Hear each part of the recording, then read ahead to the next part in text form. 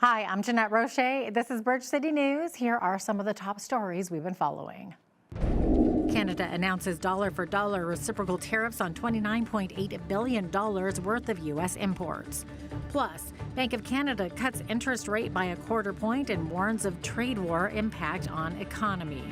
And parents of Humboldt bus crash victim Logan Boulay honored with King Charles III's coronation medal. Your nation,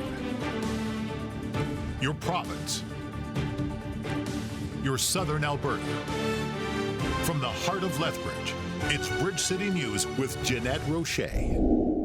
Thanks so much for joining us. The trade war between Canada and the United States has been feeling like a high-stakes chess game between the two countries, with the latest move seeing Canada imposing a dollar-for-dollar 25% reciprocal tariff on $29.8 billion worth of imports from the United States. These tariffs on the U.S. will take effect at 12:01 a.m. tomorrow, March the 13th.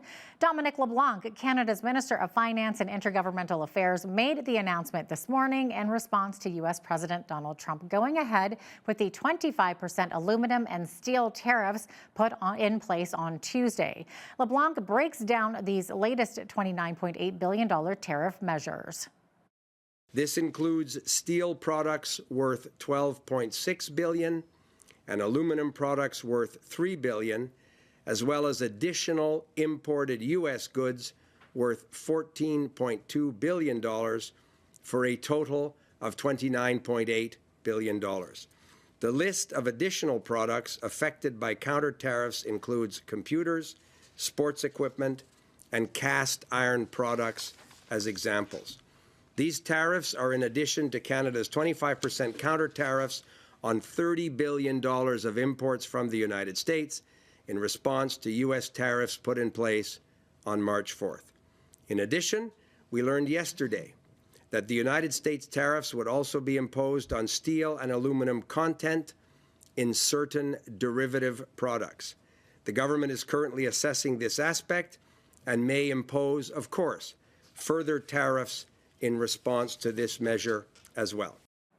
During that same announcement Wednesday, Foreign Affairs Minister Melody Joly made a plea to those south of the border, saying there are no winners in a trade war. American friends, help us help you. Please help us end these tariffs as quickly as possible. And please talk to your elected representatives at the federal, at the state and municipal level. Please talk to your governors, to your senators, to your House representatives, and to your mayors. Send the message to the White House. Working together, Canada and the U.S. have built a strong enough economy, and working together, we can bring down inflation and bring stability to the markets. And Industry Minister François-Philippe Champagne explained that the steel and aluminum industry are so tightly integrated that one Canadian job represents 13 American jobs. These tariffs are bringing the Wild West on the factory floors across North America. This needs to stop. This is hurtful for workers. This is hurtful for industry. This is hurtful for the competitiveness of North America. Canadian steel and aluminum are essential for North America. Canadian steel and aluminum fuel North American supply chains. Actually, I was with the association representing aluminum. So one job in the United States, one job in Canada in the primary aluminum sector support 13 jobs in the United States. That's the ratio 1 to 13. This is how integrated we are when it comes to steel and aluminum in North America. Champagne also says Canada will be ensuring the auto sector lives up to its commitments to Canada despite the tariffs. President Trump on Tuesday scaled back his threat of placing a 50% tariff on steel and aluminum, but still went ahead with the 25% tariff after Ontario Premier Doug Ford backed off his threat of placing a surcharge on the electricity it supplies to 3 U.S. states. Ford says he agreed to hold off after U.S. Secretary of Commerce Howard Lutnick extended an olive branch in the form of a meeting in Washington to talk free trade.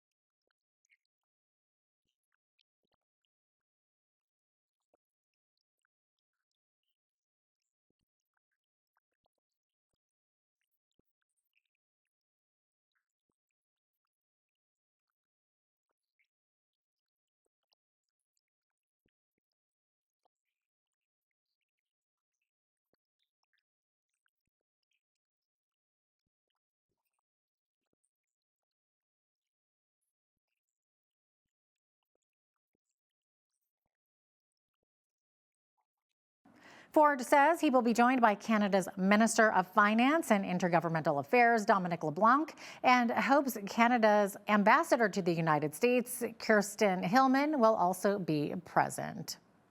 Alberta Premier Danielle Smith is in Houston, Texas for CERA Week, a major international energy conference. While there, Smith discussed potential overseas sales of Alberta-owned heavy oil with a global oil and petrochemical firm. The potential deal with a multinational company, which was not named by Alberta, would be a transaction that would see the overseas transport and sale of about 2 million barrels per month of its oil via the Alberta Petroleum Marketing Commission. On Tuesday, the province signed a partnership agreement with JOGMEC, the state-owned enterprise under Japan's Ministry of Economy, Trade and Industry, to boost collaboration in developing Alberta's energy and natural resources. And while in Houston at the Energy Conference, Premier Smith is speaking to the summit that includes Doug Burgum, the Interior Secretary in the Trump administration, as well as U.S. Energy Secretary Chris Wright. Earlier this week, I sat down with federal political columnist Brian Lilley, who says people are criticizing Premier Smith for even being in Houston. Some people are saying, oh, why are you down there? Why are you talking to our enemies? If you're not talking to the people who are in the administration or close to the administration or the CEOs that can influence the administration to try and get tariffs lifted, well, what are you doing? I mean, you just want them to sit at home and do nothing? Look, I support both the moves that Ontario Premier Doug Ford has taken and the moves that Alberta Premier Danielle Smith and Scott Moe's down there, by the way, Saskatchewan's Premier, they're all trying in their own ways to find a way to get us out of this situation. Absolutely, they should be down there doing this. Just like they've both gone to Washington a couple of times. I believe the Premier should be in Washington more often.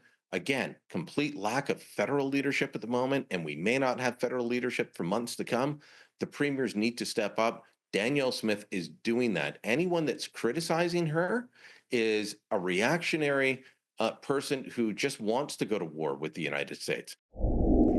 You can catch my full interview with Brian Lilley on YouTube, where Brian dissects Mark Carney's Liberal leadership win and offers his predictions about when the country might see its next election. According to Brian, it could be called as early as this Sunday for next month.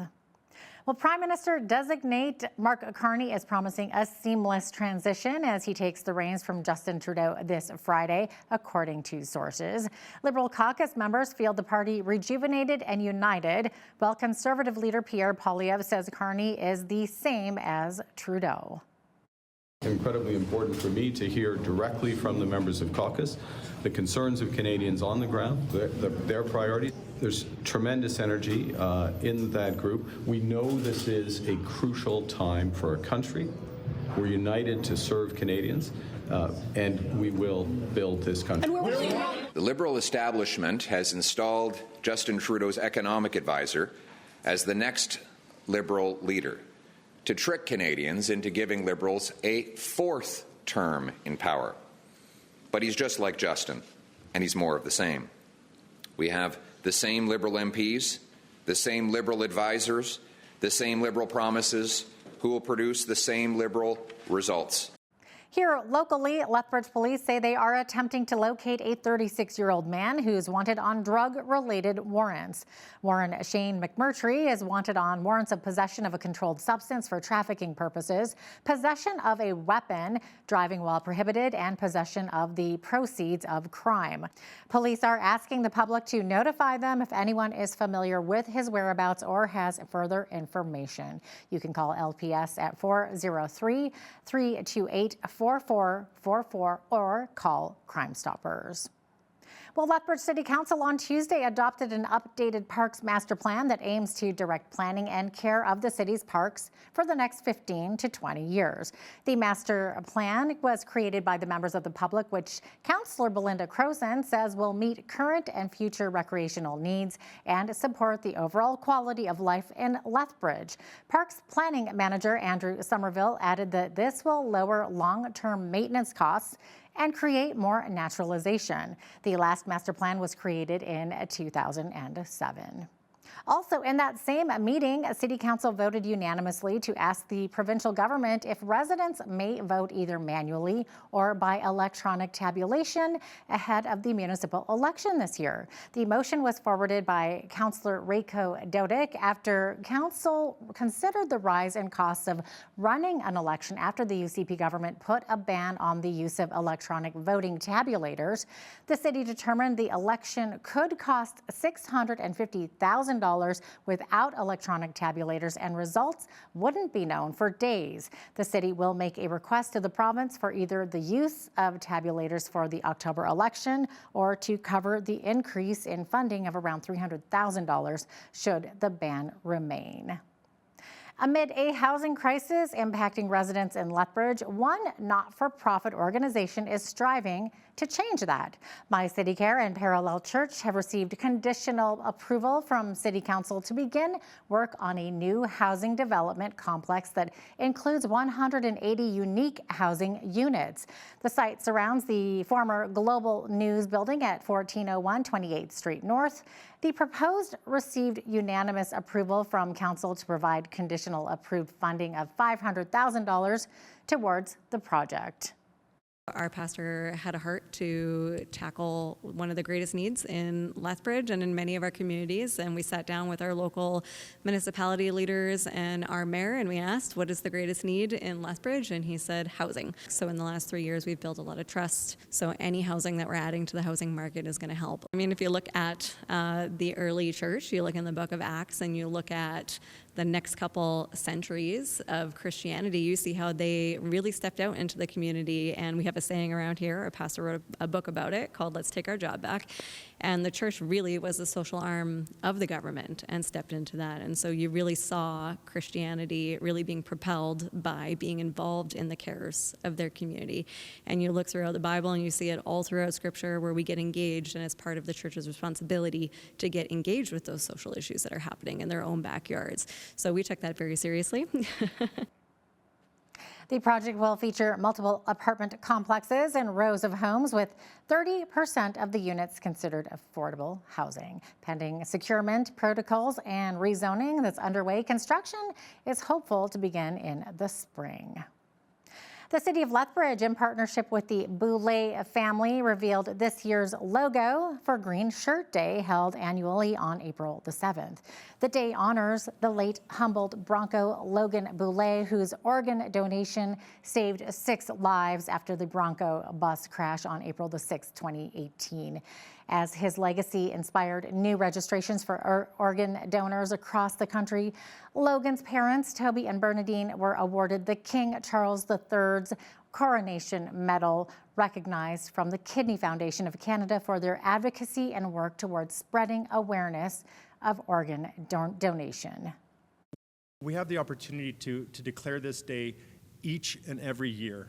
And the reason we do that, and I know I've talked to the Boulays as well, is it makes us remember. It makes us reflect on the importance of Green Shirt Day and what Logan has done for Canada as in general, and it's just absolutely amazing. And so I'm excited and proud, and that'll be coming up at an upcoming council meeting to again announce that day, and I couldn't be more honored to do that.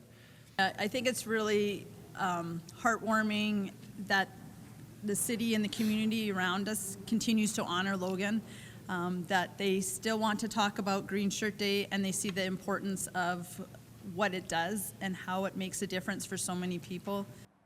Good reminder there, wear green on April 7th. Well, Disney is introducing an openly Christian character into its Pixar animated show, Win or Lose, shortly after a transgender storyline was pulled. The move comes amid a wider cultural shift towards conservatism in lockstep with U.S. President Donald Trump's second term in office, who had previously branded the organization as, quote, woke. Lori is the first openly Christian character to be introduced by Disney in nearly 2 decades, when the company featured Christian representation in 2007's Bridge to Terabithia. Well, we saw a mix of sun and cloud today as we climbed to 10 degrees Celsius. Thursday should be even warmer before dropping back below zero on Friday. I'll be right back with a full look at weather right after this short break.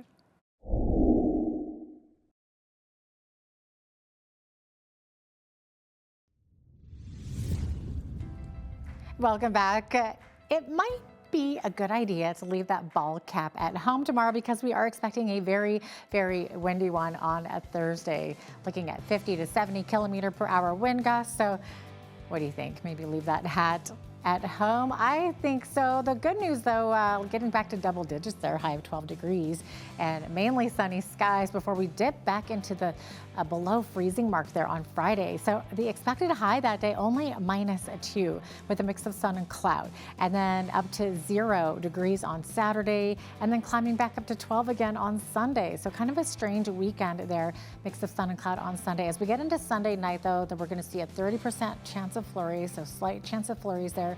On Monday, mix of sun and cloud, high of 1 degrees. Could see that chance of flurries return again Monday night before getting into mix of sun and cloud on Tuesday again with a high of 4 degrees. So average high for this time of year, climbing once again to 6 degrees. -7 is the average low for this time of year.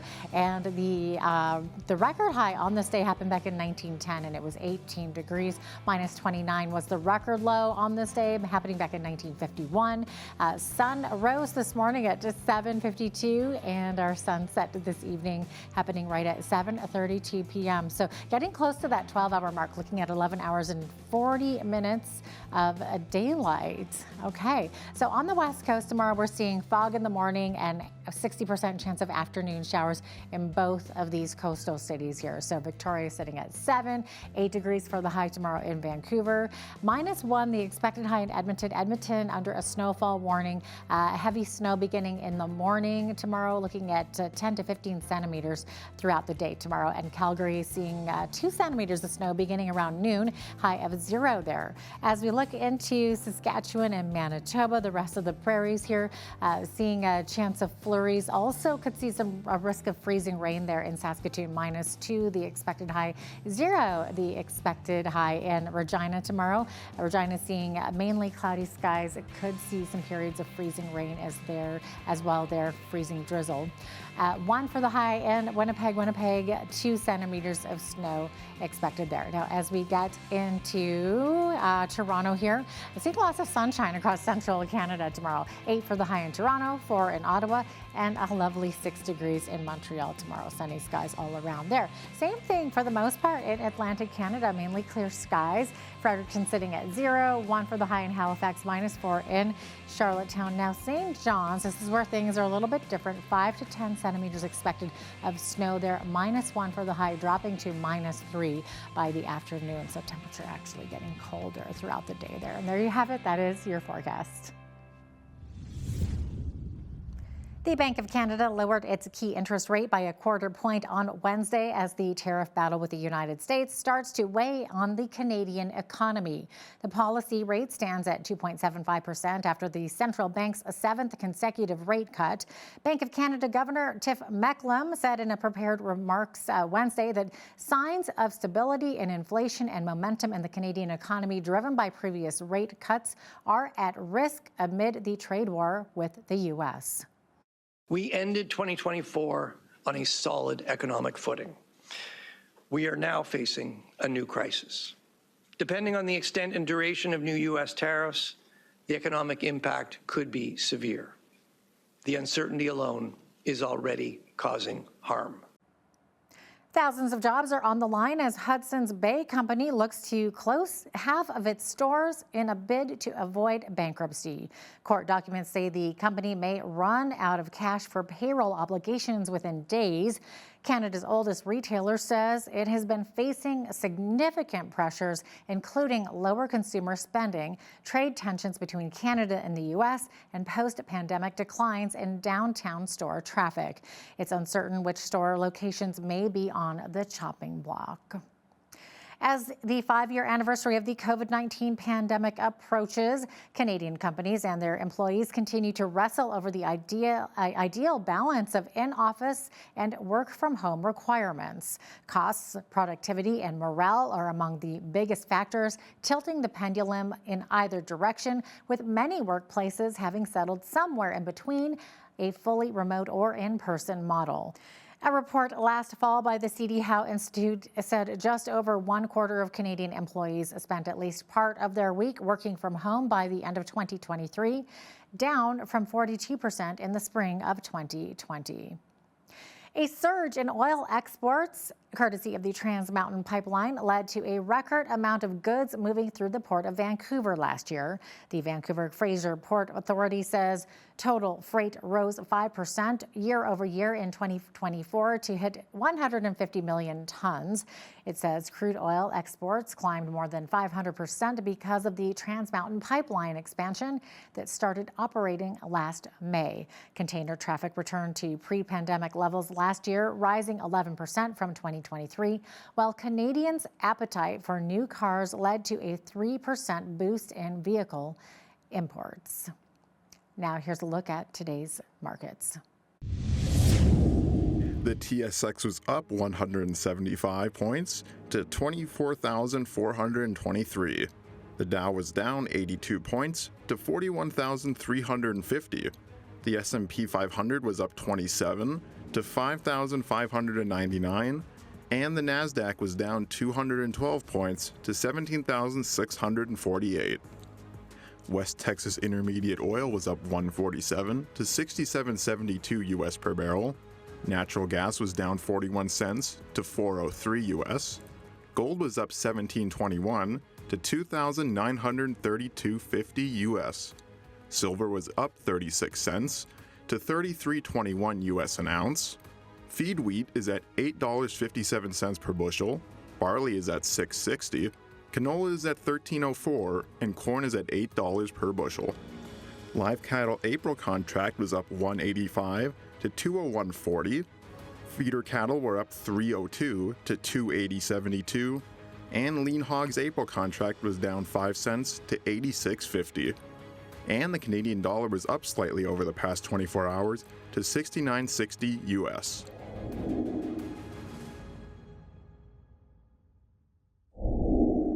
Recapping one of our top stories, the trade war between Canada and the United States has been feeling like a high-stakes chess game between the two countries, with the latest move seeing Canada imposing a dollar-for-dollar 25% reciprocal tariff on $29.8 billion worth of imports from the United States. These tariffs on the U.S. will take effect at 12:01 a.m. tomorrow, March the 13th. Coming up after the break, now that the Liberal leadership race is over and Mark Carney won the leadership title by a landslide, what are the next steps for the Liberal Party? One of Canada's top attorneys and host of Grey Matter, Leighton Grey, breaks it all down. Catch that full interview with BCN's Paul Arthur next. Also, when you see news happening in your community, be sure to send us an email at info@bridgecitynews.ca. You can also visit our website anytime to check out more of our interviews and stories.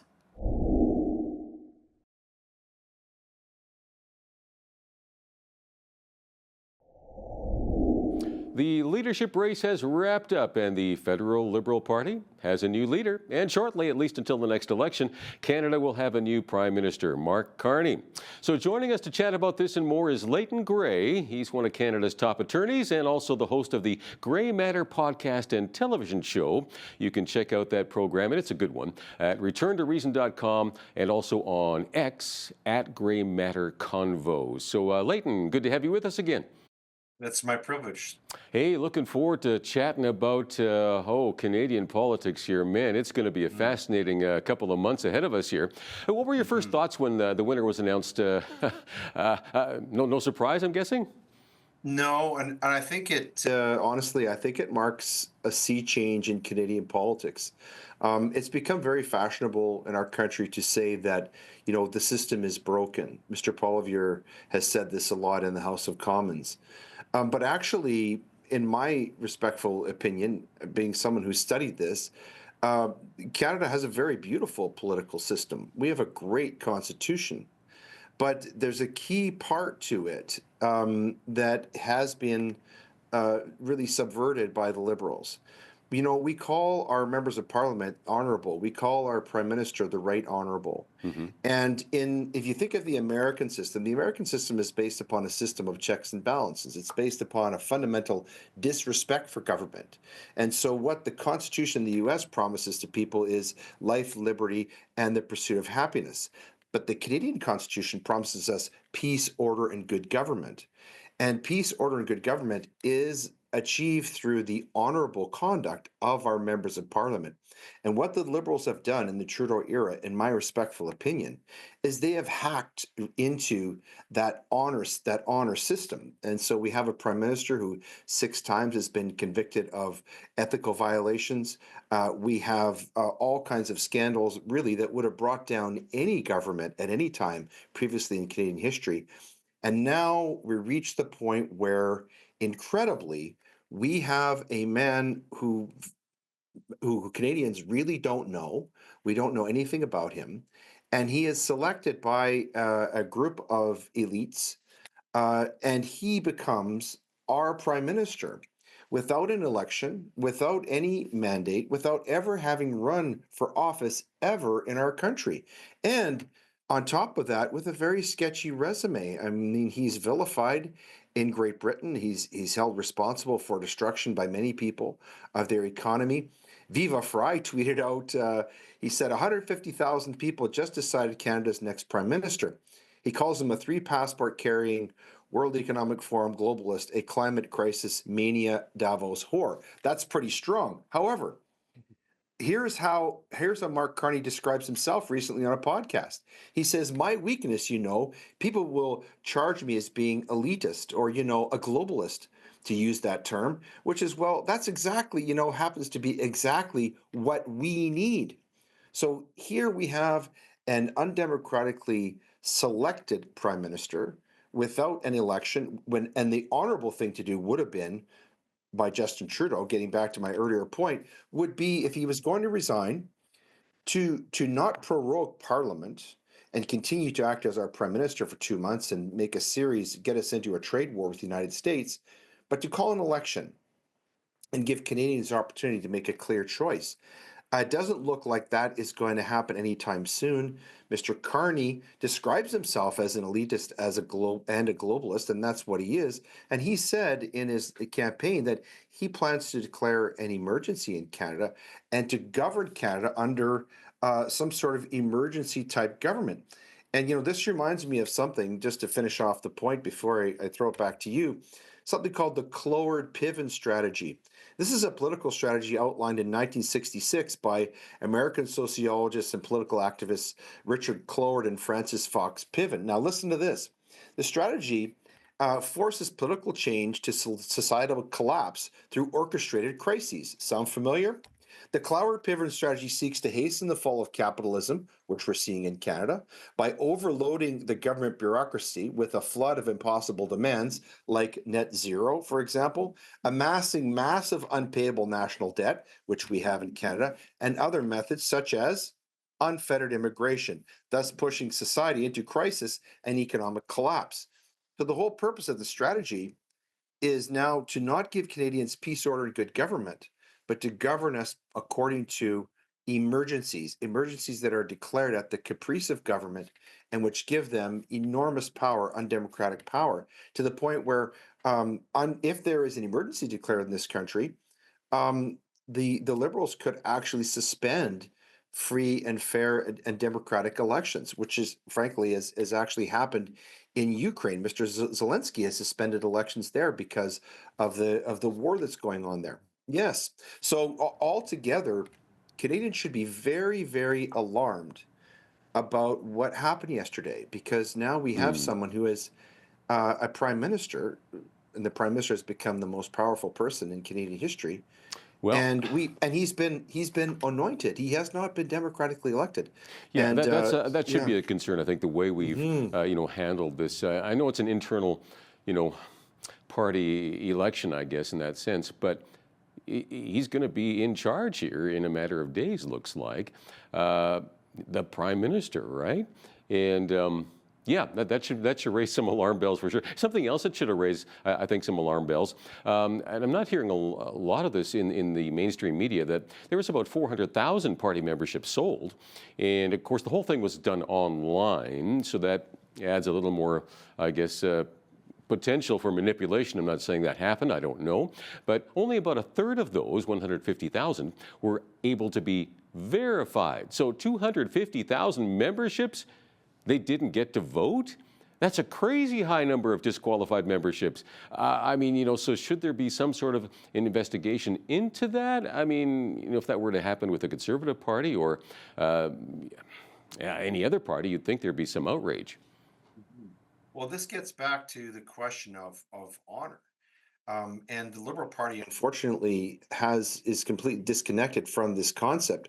And the reason why this is important, getting back to my earlier point, is that the whole structure of Canadian federalism and peace, order, and good governance is based upon the honorable, ethical conduct of our members of parliament.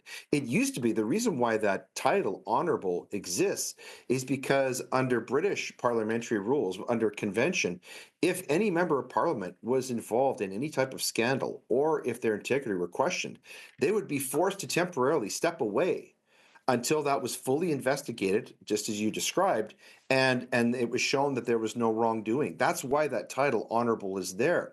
So Canada has a very beautiful, very effective political system, which has served us very well for a long time. But the Liberals have made an important change. They've hacked the system, and they're going to continue to abuse that for as long as they possibly can. And I predict, instead of calling a national election, which is what should happen, what they're going to do in order to install Mark Carney into Parliament is they're going to have a current member of Parliament, perhaps Justin Trudeau, resign and hold a by-election in a Liberal quote-unquote stronghold to install him there so that he can be a functional prime minister in the House of Commons. When the honorable thing to do, if what should happen if we were being governed by, you know, according to peace, order, and good government, is we would have a national election so that Canadians could make a clear decision on Mark Carney and Pierre Poilievre and Mr. Singh and anybody else who's running for as a leader of our country.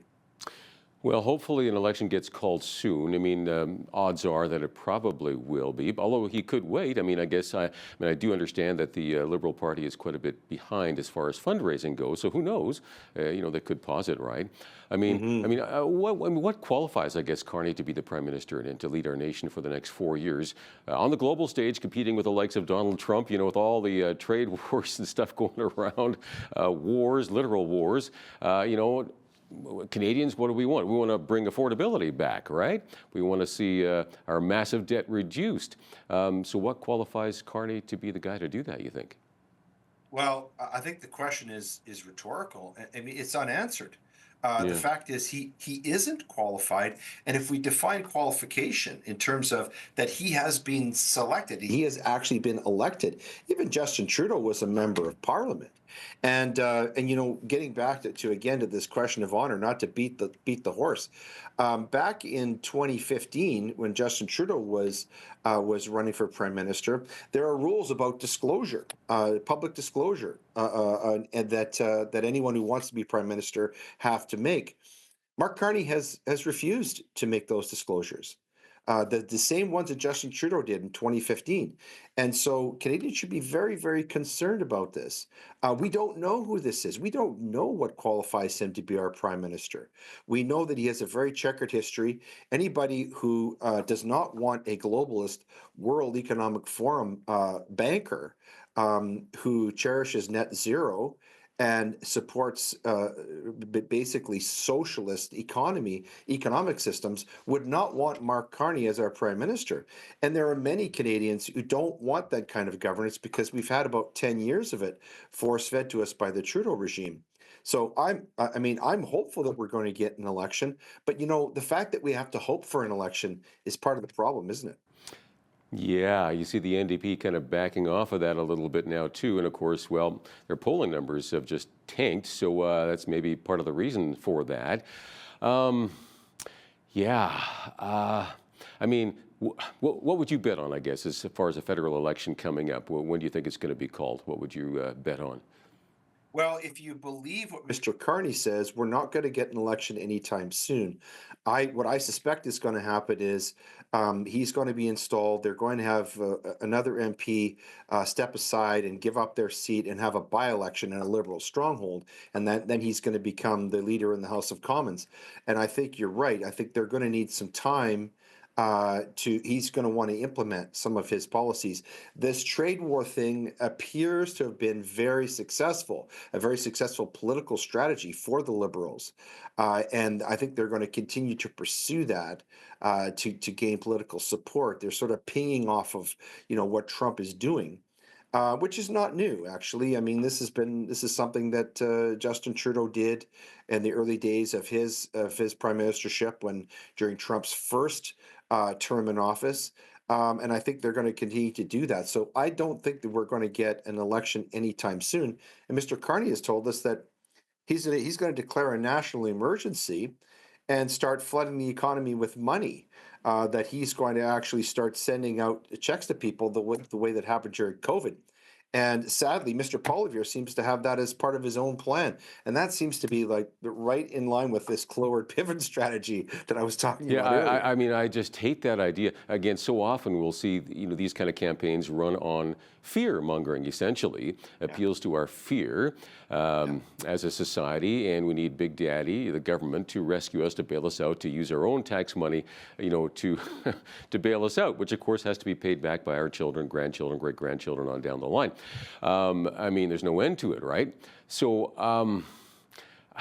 boy, I just shake my head. We've got to wake up and say, hey, what are the real issues here? Of course, the tariff issues.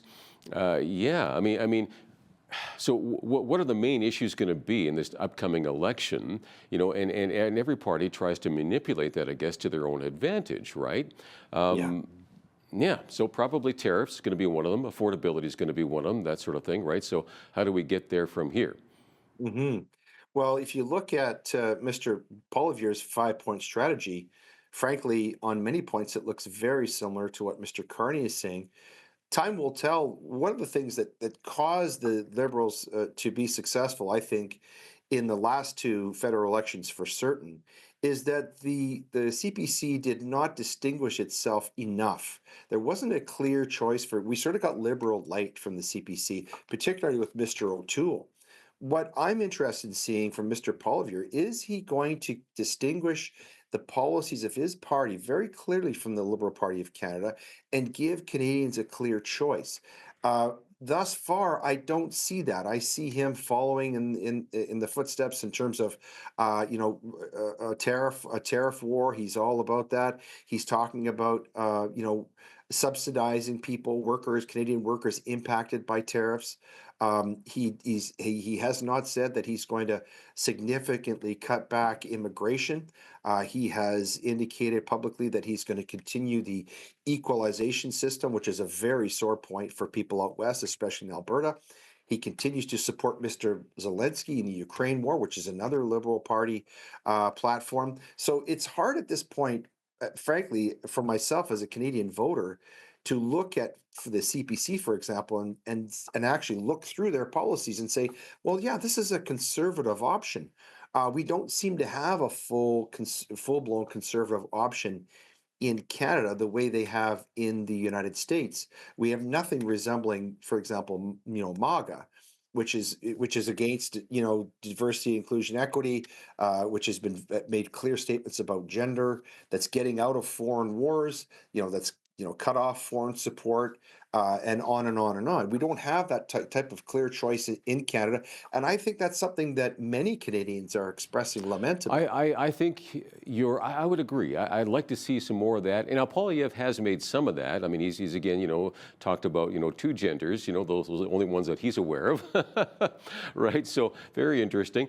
So a few more of those kinds of clear-cut differentiations, say this is us, this is them, I think might go a long ways here. So again, it'll be very interesting to see what the actual issues are. I mean, Poilievre, I think, is probably a much better debater. So we'll see how much traction they get out of that.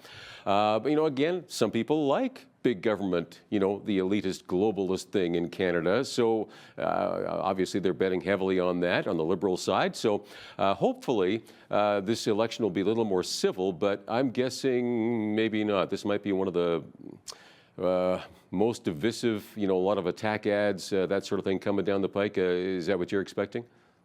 Yes, unfortunately, that is going to be true. But again, what I'd like to see, I think Canadians need to be given a clear choice. I hope that Mr. Poilievre's election platform, his campaign, presents kind of clear choice on the issues that you were describing. He is obviously a gifted orator, one of the best that we've seen in recent years in the House of Commons, particularly in question period. He's had a lot of practice, but you know, many people are saying that they want to see. First of all, I don't believe that the polls are as close as they are. I think that that most Canadians are going to reject the Liberal government. I foresee that if we do have an election, that the CPC are going to win a majority. And the reason why I say that is because what cuts through differences in ideology is when you get down to people's pocketbooks.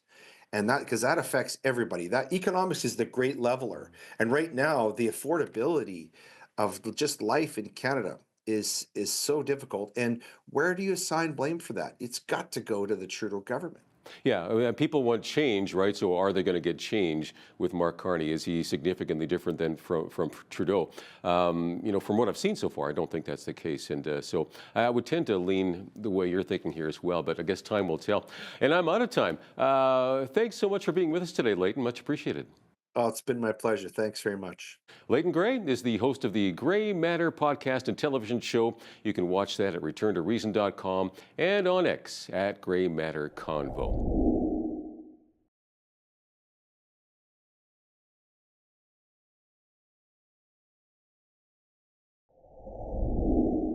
Tax season is here once again, and as always, there are some changes from last year just to keep us all guessing. Today's guest has some advice how to prepare your taxes and hopefully save some money. Kent Prestige has decades of experience preparing taxes, and he is the owner of Prestige Consulting and is also an instructor at Reeves College in Lethbridge. Kent, great to have you with us again. It's great to be here. So first of all, when we do personal taxes, we need to be they need to be filed. And what is the penalty if you end up being late? Well, if you don't owe any money, and that's about 80% of the people don't owe any money, but if you do owe money and you're late filing, it's a 5% penalty right away. So like for 1 day late, it's 5% penalty of the taxes that you owe. And if you wait every month, they add another 1% on top of that. So you don't want to be late filing if you owe money. If you don't owe money, well, there's no fine for being late.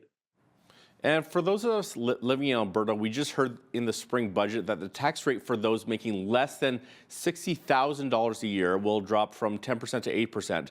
Just to clarify, is that for this year's tax filing, or will we have to wait until next year's tax year? Yeah, it's for this current year that we're in. So when you file your taxes next year, the average person will get about $750 less provincial tax that they have to pay. So for a couple, that could be $1,500, which is pretty nice. Yeah, and many people today simply just use tax software to file their tax returns, but sometimes it may be worth hiring a tax professional to do the preparation. Why is that? Well, I guess basically you don't know what you don't know. Just give you a little story about that. I had one of my clients, well, this was about 10 years ago, say to me, I want to do mine using a bought in the store software, and then I want to compare it to what you do. So I said, okay, go ahead. He filed his taxes. Then he gave me the same information, and I filed, or I filled it all out and did all the work. And I got him $1,500 back more than what he got back himself. Now, the reason was he didn't know what he could use for deductions, and I did. So in that case, like I said, you don't know what you don't know. And in his case, I mean, he was still going to get money back, but he got a lot more money back by using a professional. So what are some of these commonly overlooked deductions? Well, in his case, he was a pastor, so there was a lot of different deductions that he had overlooked. He had picked up on the clergy allowance or housing allowance, but he had missed a number of other deductions that he could get for mileage and things like that. So, and that was what he had missed. Now, what are some of the most common things that people miss? Well, there's so many I can't even begin to talk about what people miss. I mean, even sometimes on T4s when corporations are filling out the T4 for their employees, sometimes they make mistakes on them too. The most common mistake is on the amount that for CPP and EI. So even businesses make mistakes. So. And there was quite a bit of pushback this last year when the federal government announced it would be raising the inclusion rate on taxes for capital gains in excess of $250,000 for individuals, as well as for capital gains realized by corporations and most trusts. Is that still the case, or did the government back off on that? Well, of course, during the Liberal leadership campaign, a number of the people that were running said that they were going to go back on that and not do it. Carney, who won, he has said that he's going to completely back away from it. What the party did, or what the government did in the meantime, was they set it aside for a year. And as soon as Carney gets in, he's promised that he's going to backtrack on that tax. So, and I'm happy about that. I think I don't believe in taxing the population any more than you have to. So. Definitely, that's the case in Canada right now. But there are some changes for Uber drivers, online tutors, and e-commerce sellers. What do they need to be aware of? Well, up until now, they self-reported their income, but the government is now forcing the Uber company to keep track of the income that the drivers make, and then that amount is going to be reported directly to the CRA. So I suppose there was probably a lot of people who weren't reporting that income. Now you won't be able to not report the income. It'll go straight to the CRA, and you won't be able to, you have to report it anyways. But if you're like an Uber driver, or say like you're like a food courier, like for Just Eat or Skip the Dishes or DoorDash, like aren't you considered self-employed and you would have to self-report anyways? Yes, but they found that too many people were cheating.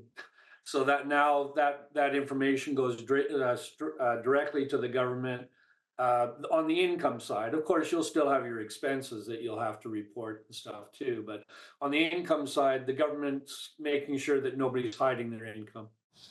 Gotcha. Okay, and I'm told that one tax credit that is often overlooked is the disability tax credits that families can claim for children if they qualify. Can you explain how that works? Yeah, the disability tax credit is actually a very valuable credit. You can get $9,872 for a person, and if they're a child under 18, you can get an extra $5,788. The key though is that you have to fill out a form. It's a T2201 form. You have to fill that out before you file your taxes. And then it has to be filled out by a doctor. So you have to be quite disabled. It's not something that you're going to get, if you're just slightly disabled. You have to be quite impaired to qualify for it.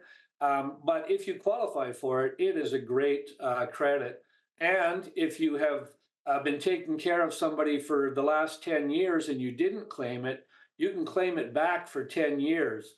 So it could be a substantial amount of money. I've had clients that have got back in excess of $30,000, $40,000. Wow.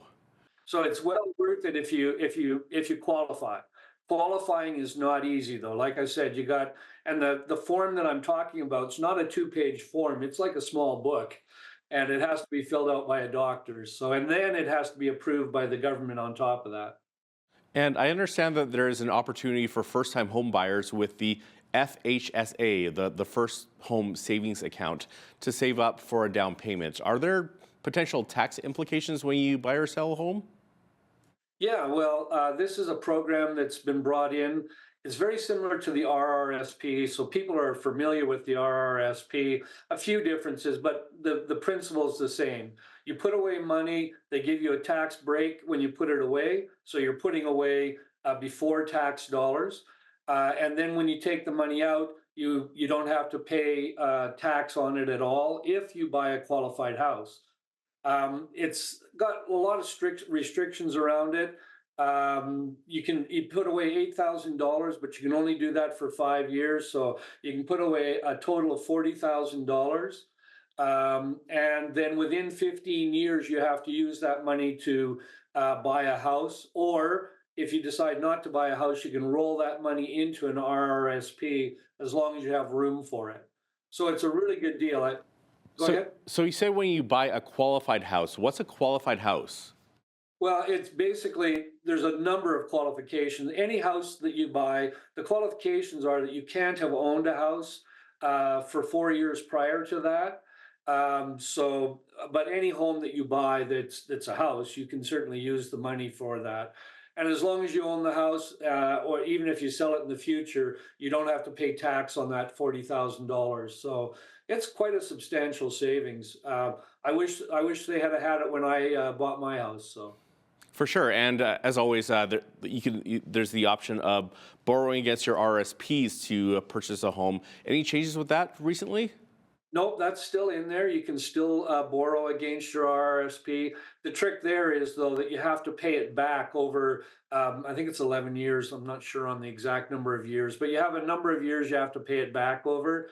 And if you don't pay it back into the RRSP, then you have to claim it as income a little bit every year. So it's not quite as good as the one that's specific for houses, but still, boy, today, $40,000, it's a down payment, but barely, if you know what I mean. So it doesn't hurt to borrow from your RRSP, and you can do both. You can have the home product as well as borrow from your RRSP. So, and again, the more money you pay down, the less interest you pay. And when I was going to school, they used to call compound interest the eighth wonder of the world. It can either work for you or against you. I prefer having it work for me, so I like to save money, and then pay as little of interest as possible. Now, you said that the majority of your clients get tax refunds, and these clients are Christians, and you said that it's because of charitable tax donations. So let's talk about that. How beneficial is this, and how much would it save you on your taxes? Well, it can be very beneficial, actually. The only one that's giving that's maybe a little bit better is if you give to a political party. The politicians take care of themselves, right? But for donations to a church or to any charity, the first $200, you're going to get 15% back federally, plus you're going to get the same amount on your provincial taxes, not the same amount towards your provincial taxes. So you're going to save about 25% if it's under $200. If it's over $200, you're going to save 29%, and closer, depending on what province you live in, that would be closer to 50%. So it's well worth doing. I mean, it's really a blessing for those that take advantage of it, because not only do you get to support your favorite charity, you also get a tax deduction for it. Awesome. And what about childcare expenses? Can we deduct those? You certainly can. If your child is under 7 years of age, you can claim up to $8,000 for each child during the year. If you spent that much, you may have or you may not have. And of course, anytime you can save money, save taxes on money that you had to spend anyway, it's going to be an advantage. So. And how long should a person hang on to their tax documents? Like, is there like a set time, like a year, 2 years, 5 years, 10 years? No, actually, the government has strict rules around that. You have to hold on to your records for 6 years. And I always tell my clients 6 years plus the current year. So I really stretch it to 7. After that, you can get rid of your records. Income taxes are actually statute barred which means that the government can't go back more than 3 years unless they find something wrong. If they find that you've cheated or you've done something wrong on your taxes, then they can go back further. But otherwise, they can only go back 3 years. So, but then keeping your records for 7 just in case, they want to argue with something. And any final advice for someone that is filing their taxes on their own or using tax software? Well, make sure you don't miss any slips. Probably the biggest corrections or adjustments that I have to make is somebody comes in later with a slip that they hadn't received yet. So I always make sure you've got all the slips that you need, and then go ahead and do your filing. If you're filing it on your own, there's a tax guide that Revenue Canada publishes. I would recommend that you take a read of that so that you've got a pretty good idea of what you can and cannot deduct. And for those that are like shopping around for someone to file their taxes on their behalf, what questions should they be asking? Well, first of all, how much are you charging? Because, you want to know what you're paying. A lot of preparers will file your taxes and then they'll give you an immediate return. They basically pay you, and then they get the money back from the government. Of course, they take some money for doing that service, right? So watch that. And today, there's hardly any reason in my thoughts to do that, because when I file somebody's taxes online, they usually have their money back in their bank account with less than 9 days. So if, say, a tax filer charges you $30 to give you a check today, that's really high interest. Just wait your 9 days and get your money back from the government and save that fee that they've charged you. Kent Prestish is the owner of Prestish Consulting and is also an instructor at Reeves College in Lethbridge. Kent, thank you so much for your time today. Well, thanks for having me. I'm Naveen Day. On behalf of all of us here at Bridge City News, thanks for watching.